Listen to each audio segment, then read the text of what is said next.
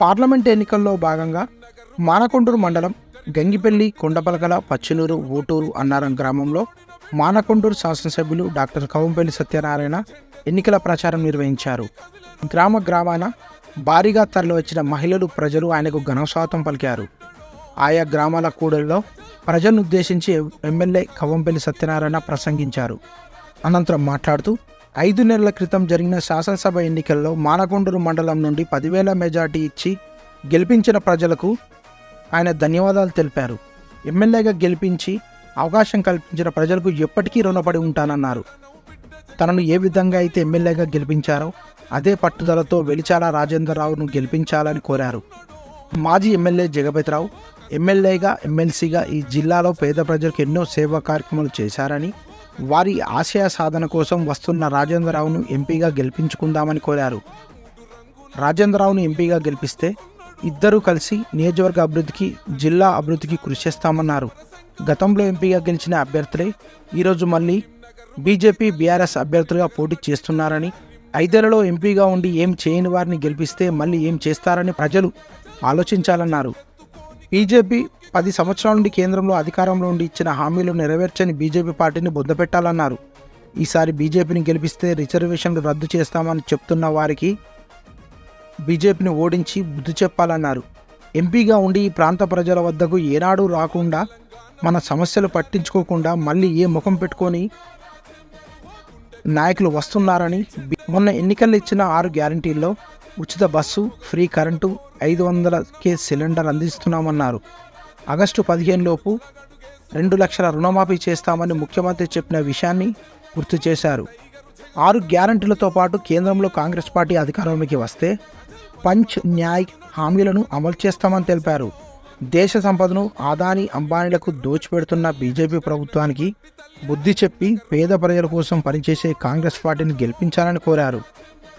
ఈ ఎన్నికల ప్రచారంలో ఎంపీపీ ముద్సాని సులోచన శ్రీనివాసరెడ్డి, మండలాధ్యక్షులు నందగిరి రవీంద్రచారి, నాయకులు తాళపల్లి సంపత్ గౌడ్, మాడ తిరుపతి రెడ్డి, ఆక్షెట్టి రాజయ్య, రొంటల లక్ష్మారెడ్డి, కనకం అశోక్, రేమిడి శ్రీనివాసరెడ్డి, బొంగోని సునీల్ గౌడ్, పల్లెల లక్ష్మారెడ్డి, కుమారస్వామి, గోపు శ్రీనివాసరెడ్డి, బొట్ల కిషన్, బందెల మహేందర్, వెల్శెట్టి కిషోర్ తదితరులు పాల్గొన్నారు. కరీంనగర్ మట్టి తల్లి, కరీంనగర్ మట్టి తల్లి, కరీంనగర్ మట్టి తల్లి ముద్దోడిన బిడ్డలో కాంగ్రెస్ జెండెత్తుకొని కదం దొక్కి కదిలెను. కరీంనగర్ మట్టి తల్లి ముద్దోడిన బిడ్డలో కాంగ్రెస్ జెండెత్తుకొని కదం దొక్కి కదిలెను.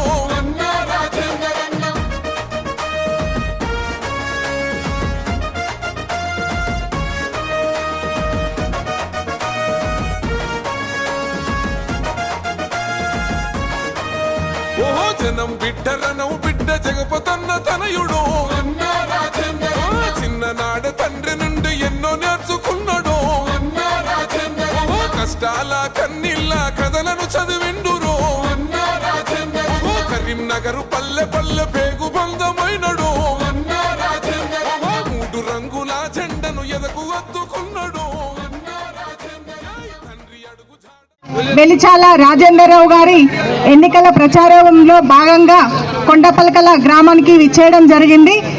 విచ్చేసిన మానకొండూరు శాసనసభ్యులు, గౌరవనీయులు పెద్దలు డాక్టర్ కవంపల్లి సత్యన్న గారికి, మండల అధ్యక్షులు రవీంద్రచారి గారికి, అలాగే ముఖ్యంగా కొండపలకల కాంగ్రెస్ కుటుంబ సభ్యులకు పేరు పేరున నమస్కారాలు. మనం ఈరోజు ఇంత పెద్ద ఎత్తున కార్యక్రమంలో పాల్గొన్నాం. ఇంత రాత్రి అయినా కూడా మహిళలు ఎంతో ఉత్సాహంగా పాల్గొన్నారు. ముఖ్యంగా మా మహిళా సోదరీమణులకు నా హృదయపూర్వక నమస్కారాలు. మన రేవంత్ రెడ్డి గారి సర్కార్ ఎప్పుడైతే అధికారంలోకి వచ్చిన వెంటనే వారు ఇచ్చిన హామీల మీద మొట్టమొదటి సంతకం చేయడం జరిగింది. ఇచ్చిన 6 గ్యారంటీలను అమలు చేసే విధంగా మన సర్కార్ కృషి చేస్తుంది. దానిలో భాగంగా మన ఏదైతే కోరుకున్నామో అటువంటి ప్రభుత్వానికి మనం అందరం బాధ్యులుగా కవంపల్లి అన్నగారిని గెలిపించుకున్నాం. అదే అందరం కలిసికట్టుగా ఈ వచ్చే ఎన్నికల్లో ఎంపీ అభ్యర్థిని వెలిచాల రాజేంద్రరావు గారిని గెలిపించుకోవాల్సిన అవసరం ఉంది. ముఖ్యంగా రానున్న స్థానిక సంస్థల ఎలక్షన్లు మనం అందరం కలిసికట్టుగా ఉండి ఈ ఎలక్షన్ల ప్రభావం అనేది స్థానిక సంస్థల ఎలక్షన్ల మీద కూడా చూపిస్తుంది. ఎందుకంటే మనమంతా గెలిచిన జోష్లో ఉన్నాం. ఇప్పుడు ఏదైతే మనం నిర్లక్ష్యం వహిస్తే అది ఎలక్షన్ల ప్రభావం చూపిస్తుంది. అందుకే సోదరులంతా కష్టపడి పనిచేయాల్సిందిగా కోరుకుంటూ ప్రతి ఒక్క కార్యకర్త మనమే అభ్యర్థిగా కష్టపడ్డే రోజున్నాయి, మనకు ఫలితం దక్కుతుందని కూడా గుర్తు చేసుకుంటూ కార్యక్రమంలో భాగస్వాములైన ప్రతి ఒక్కరికి ధన్యవాదాలు, కృతజ్ఞతలు. హస్తం గుర్తుకే, హస్తం గుర్తుకే. జై కాంగ్రెస్. వంచి కృతజ్ఞతలు తెలియజేస్తూ మీకు సదా కృతజ్ఞతని తెలియజేస్తా ఉన్నాను. మరి ఈరోజు ఎంపీ ఎన్నికలు ఉన్నాయి. ఈ ఎంపీ ఎన్నికల లోపల మనకు తెలుసు కాంగ్రెస్ పార్టీ ఆ విధంగానే బీజేపీ బీఆర్ఎస్ 3 పోటీ చేస్తూ ఉన్నాయి. మరి మనం 2 అభ్యర్థులను చూసినాము. అటు వినోద్ కుమార్ను చూస్తే 5 సంవత్సరాలు ఏం చేసింది లేదు. ఈ ఊరికి వచ్చినట్టయితే నాకు గుర్తు కూడా లేదు. ఎందుకంటే నేను చాలాసార్లు ఈ ఊరికి వచ్చి పోతా ఉంటాను. మరి ఏ రోజైనా బండి సంజయ్ వచ్చినాడమ్మా ఈ ఊరికి? వచ్చిండా? కనబడ్డాడా ఎప్పుడన్నా? ఏమనంటే Bhagyalakshmi temple, Mahalakshmi temple, Komaranna temple, అంతేనా? కనీసం మన ఊరు బడినన్నా చూసిండా? మెజారిటీతో మీరు నన్ను గెలిపించినందుకు మీ అందరికి కూడా నేను కృతజ్ఞతలు తెలియజేస్తా ఉన్నాను. నిజంగా కూడా ఈ విజయాన్ని ఇచ్చినందుకు మీకు జీవితాంతం రుణపడి ఉంటానని కూడా తెలియజేస్తా ఉన్నాను. ఎందుకంటే మనం ఆ రోజు అధికారంలో ఉన్న టీఆర్ఎస్ యొక్క అరాచకత్వాన్ని చూస్తాం. ఈ అరాచకం మంచిది కాదని ఆయనను బొందబెట్టడం జరిగింది. మరి ఈరోజు ఇక్కడ కూడా అభ్యర్థి బోయినపల్లి వినోద్ రావు గారు బీఆర్ఎస్ నుండి చేస్తూ ఉన్నారు. పనికి మాలినోడు థర్డ్ ప్లేస్లో ఉన్నాడు. మరి ఇక్కడ రాముని పేరు మీద మన వాడల లోపల మనం ట్రాఫిక్లో పోతుంటే పల్లెలలో పెట్టి విగ్రహం ఫోటో పెట్టి డబ్బులు అడుగుతారు. ఈరోజు చేసిన పని మీద ఓటు అడగాలని నేను చెప్తా ఉన్నాను. బండి సంజయ్ గారు ఈ యొక్క కరీంనగర్ పార్లమెంట్ నియోజకవర్గానికి ఏమి చేశారో దాన్ని చెప్పి ఓట్లు అడగమని చెప్తా ఉన్నాం. ఏం తెచ్చినాడమ్మా ఈ ఊరికి అంటే చెప్పుకోవడానికి ఒక్కటి కూడా లేదు. కనీసం నేను ఇది తీసుకొచ్చినా దీనివల్ల నాకు ఓట్లు వేయండి అని చెప్పలేదు. చెప్పే ధైర్యం లేదు. ఎందుకంటే చదువు లేదు, సంధ్య లేదు, ఏం మాట్లాడతాడో తెలియదు.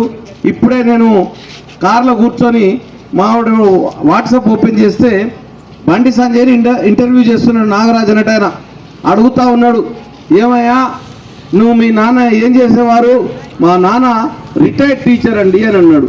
మరి ఎక్కడ చేసేవారంటే ఇరిగేషన్ డిపార్ట్మెంట్లో చేస్తున్నారు. టీచర్లు ఇరిగేషన్ డిపార్ట్మెంట్లో ఉంటారా, ఎడ్యుకేషన్ డిపార్ట్మెంట్లో ఉంటారమ్మా?